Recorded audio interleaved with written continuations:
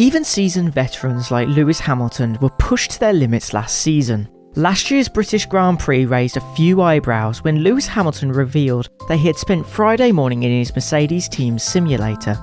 I'm Luke Trigger, and this is Simply F1. For a long time, some of F1's more experienced drivers avoided getting too involved in the simulator programs. Kimi Raikkonen disliked them for a long time and saw little point in spending hours upon hours in front of a computer screen.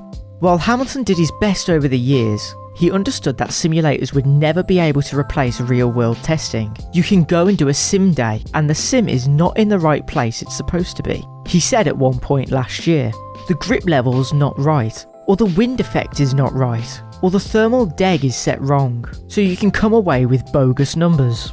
You have to be so careful with the data that you are receiving, and the decisions that you are making.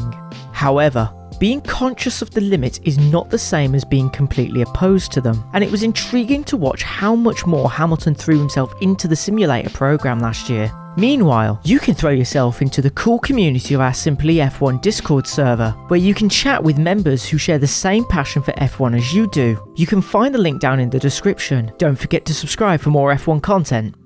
Whereas in the past he might have opted to delegate the sim work to others, in 2021 he did everything he could to get as much experience as possible. While some of that motivation came from necessity, it's such a tight title battle as this, every bit of effort may help. There was another component that must not be overlooked. It wasn't that people like Hamilton had changed their thoughts about simulators. It was that the simulators had advanced to the point where they could now give significant benefits.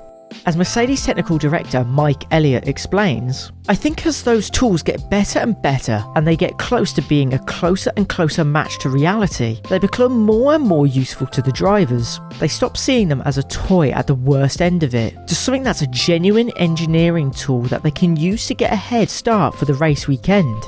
I think a combination of the improvements we've made to that and the sort of tightness of the championship meant that both drivers pushed to spend more and more time in there.